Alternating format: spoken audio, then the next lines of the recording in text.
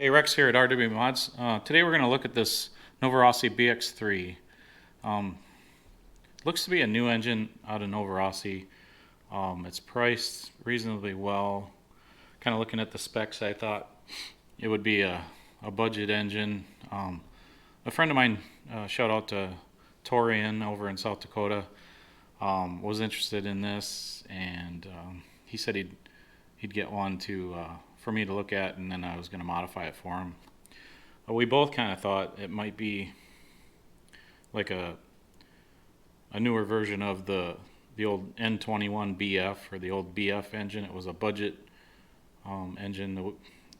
We ran it a few years ago. It was a good running engine for a short track. So I was curious to see what was going to be the internals in this one was going to be like. So let's open up the box here. I have had it out of the packaging before, so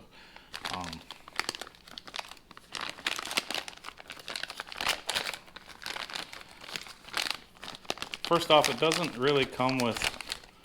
Sometimes in Novarossi, the packages they'll have some extra carb inserts or some other things. This thing just has a couple washers. Those look like washers for the high-speed needle. Kind of looks like that size. I'm not 100% what those are for. First impressions, it's a good-looking engine. Kind of a little throwback with the cuts on there. Look like the old P5. Looks like the old P5 head, kind of. We'll just go with what's in the box here. Looks like just a sticker, exploded view, some instructions, and a sticker. That's about it. I will say I do see a lot of people asking online on some of the forums and stuff, factory needles on, pretty much on RTRs and everything. Factory settings on, I've never really seen factory settings that are a good starting point for running an engine. Maybe it's a starting point for break-in. They're usually very rich, so an engine will barely run on the factory setting. So you're better off finding a good setting by asking online or whatever what a good setting for actually running your engine at. And then depending on air temperature and such, you'll have to adjust the air temperature, elevation, things like that. So getting back to this, it's a nice looking logo on the head. Block looks pretty standard for most Novarossis. The carburetor looks to be, it obviously doesn't have the three nils like some do, but it does appear to be maybe a little older version carb than some of the newer engines are coming with. But we'll look at that once we get that carb off. We'll kind of look at that. I do like that it has a regular screw for holding the carb in. Some of the, like the old BF and some of the RTR engines, or the Novarossi cheap versions, had a nut there, and it was a little cheaper version of the clamp for the carb, but they were kind of a pain because most people are used to using a screwdriver there. So it does look like it has that does look like the better 17011 front bearing. It has the patent pending on there, so that's a good thing. That's an expensive bearing. And I guess I'll talk price too. This engine, Torian gave me the money for this to buy it, so that way it's just shipped here and doesn't have to go to his place first and then ship it here. Cheapest price I could find was $135 on eBay for it. Although when I was looking at the Novarossi website, it was saying 100 euros for this, and 100 euros converted is $110. So I think the price on this engine will come down. Obviously it's kind of new and people are intrigued, and people always kind of looking for something newer to try out. So I think the price will come down on this. I think the price is supposed to be a little cheaper than the 135. But if they can sell them at that because they're new, more to them. So let's dig into this and take it apart.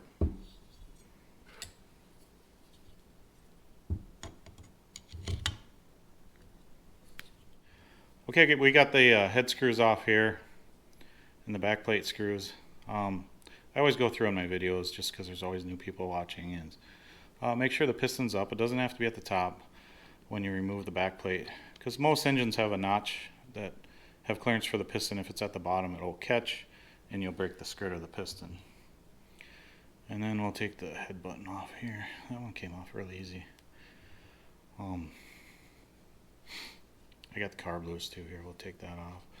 The carb has a little bit of a retro look to it, but actually, I don't know if you can see it on there, but the carb does have the short low-speed needle, which I think this is kind of just an older carb, which actually, you know, for this engine is great because it's going to be more for the budget-minded guys, the newer guys, and these do tune much easier with the short low-speed needle. You get to that point, and the only restriction on the fuel going is the high-speed needle, where the longer low-speed needles are a little trickier to tune. You have to kind of balance things.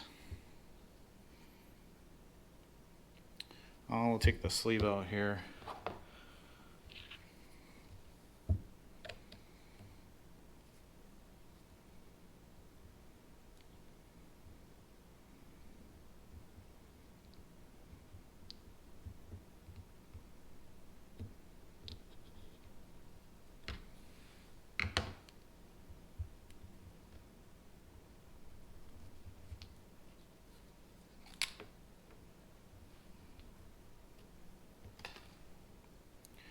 And we'll take the piston off.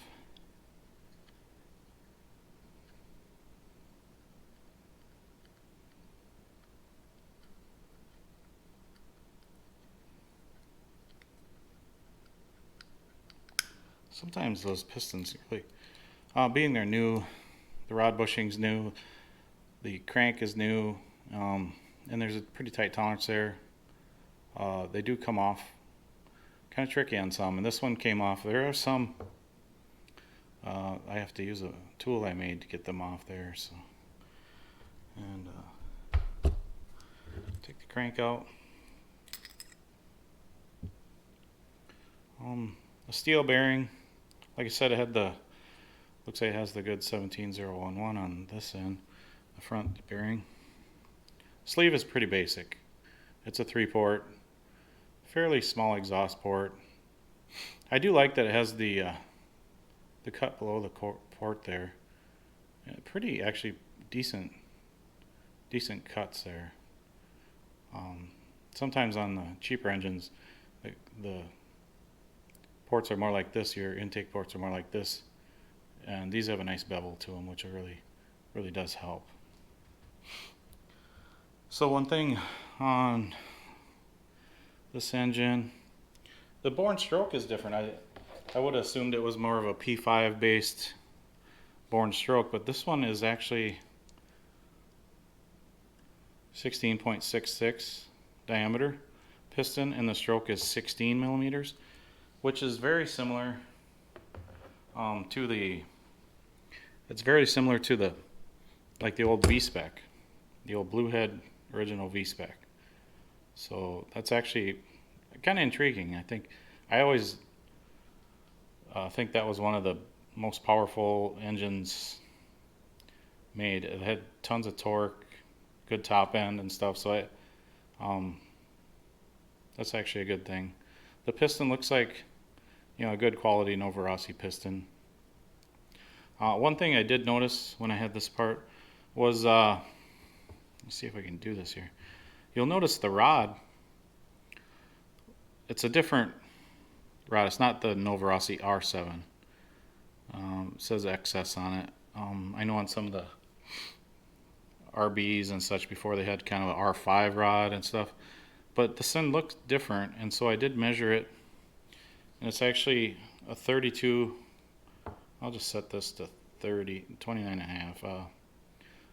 Most Novarossis have a 29 and a half millimeter rod. And if you look at this one, try and do it down here. 29 and a half millimeters is, let me get a better look here. That's where a normal rod would be. That's center to center, center of the rod bushing to center of the piston pin. So this is a 32 millimeter rod, which is a longer rod. And I was surprised to see that in this engine also. And then another thing, I guess the old BF was like that too, was the crank is a 13 millimeter, which isn't a bad thing. The bore here is slightly smaller. Kind of hard to get a better angle. The bore here is slightly smaller, which actually is a good thing for it. It gives you a good feel. I think I'd rather be too small than too big on the through hole in the crank. And the crank, most Novarossi cranks wear very well. They've got a nice material, nice heat treat. They last a long time. Usually the rods are pretty strong. So for a budget engine, this should last very well, as good as a P5 or whatever. Backplate looks to be pretty much standard. Being they have the 13 millimeter crank, that also makes the rear bearing a 13 millimeter ID, which makes it a different size.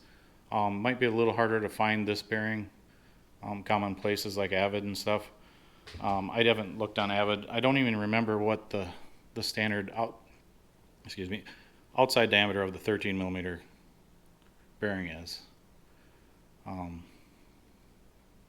front bearing is standard 7 by 19. So one thing too, when I had this, when I do the timing numbers, I have to put it at top dead center to measure the top dead center height and stuff. And this one did actually have one of the tighter pinches that I've came across on these new engines. Like, that's how hard it goes up to top dead center when new. It was really tight. So this one's going to be a little harder to break in, which I wish they'd kind of go the other way and make them, on a budget engine like this, the guy maybe doesn't have the best starter box and all that. And so I kind of wish they did actually go with a little bit less pinch on them, a little easier break in for the newer guys. So I went over the main things. The engine's tight. The head button, obviously you can't use, you have to use a head button for this engine because of the bore diameter is different. It does have a turbo plug, which some budget engines will just have a standard plug. So it is nice to have a turbo plug. It's a CT6. One thing I did notice when I was checking this out was the compression height, and that's the height. When this is at top dead center, the height there, your squish band basically, or your squish, is really tight. It's like close to 20 thousandths, which even like your P5 and some of those are close to 24 thousandths in your compression. And I do have another video on how to measure compression height, but when I it's kind of a budget engine, but yet then that compression height kind of worries me, because I would recommend adding at least a 4 thousandths head shim to this engine. But it would be nice if guys could check it before they run it, because this engine might be just a Monday engine or something, because there's quite a few tolerances there. The head buttons could be a couple thousandths difference. The block could be machined a little bit different, so that you got varying tolerances. If something's only off 2 thousandths, but you had a couple things, one's up and one's down, and your cumulative tolerances could change that compression height. So it might be just this engine, and most of them come like closer to 24 thousandths, but that's one thing that I definitely, with this one, I'd probably even run an 8 thousandths head shim. I probably will add an 8 thousandths head shim to this one when I do go through it and modify it for Torian. So that's one thing. If you're running 20%, you're probably a little closer. Definitely don't go any hotter than a number 6 plug. And that's kind of the mistake some guys run, is you have most Novarossis, not all, but most Novarossis come with a pretty tight compression, pretty high compression, and then guys will put a OSP3 plug in there, and that's when you get detonation. That's pre-ignition, and you'll get the top of your piston will look like it's sandblasted. It's basically, and it is hard on rods and stuff too. It's hard on your whole engine when you have pre-detonation. So out of the box, I would recommend checking that compression height, or just adding a 4,000 shim at least. So that's one thing. It's a kind of a budget engine. I think it should come shimmed a little bit looser on that compression, so that the average guy doesn't run into trouble. Because most new guys, or someone that will go for a budget engine, they don't have a caliper or the knowledge to know that to check that compression height. And we're going to go through the numbers here too. Of course, like I said before, it's a 16.66 bore, 16 stroke, 32 millimeter rod. Was really surprising. I guess I didn't touch on that. With the longer rod, obviously you can't just throw a P5 rod in it for a new rod. The 32 millimeter rod is common in actually the 28s. So use that long of a rod. I don't really know why they went with that. When the bore and stroke changes, you do need to change things up a little bit, but it's kind of weird. I do kind of like it in a way. We'll see how it performs on the track, but I used to race stock car, and I used to build my own engines and drag race also, and a good upgrade for a 350 Chevy that comes with a 5.7 inch rod is to upgrade to a 6-inch rod. So a longer rod, it changes the angle. Basically, a shorter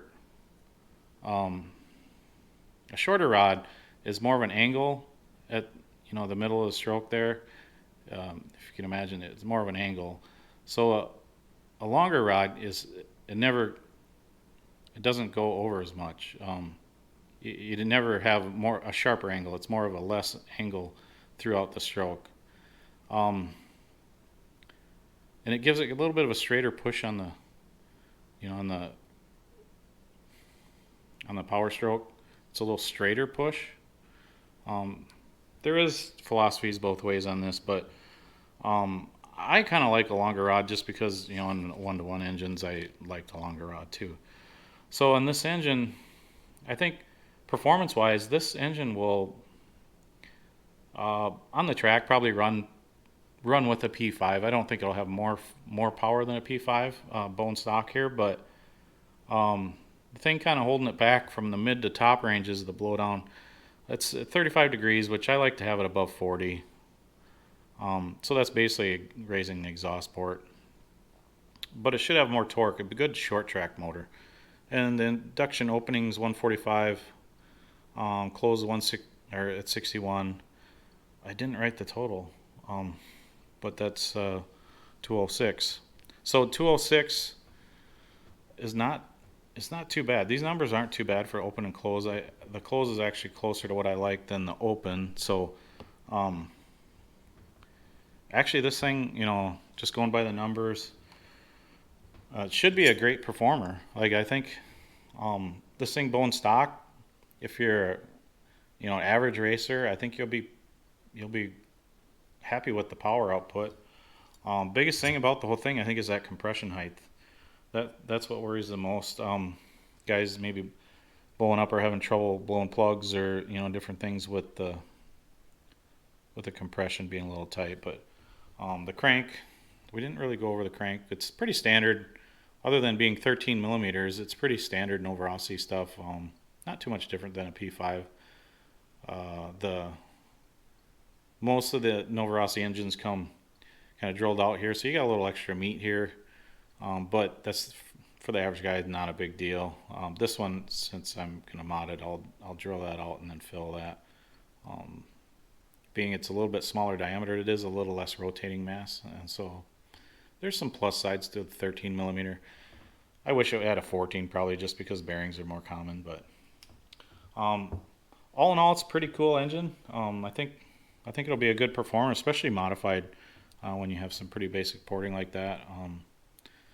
Getting the timing numbers right and the crank timing numbers opened up, this thing will rip pretty good. And that's one thing about modifying. You take an engine like this, a budget engine or even a P5 and stuff, and you modify them, you'll like really see a big increase in performance. Where if you take a $500 engine, no matter what brand and stuff, you're making minute adjustments to the power band.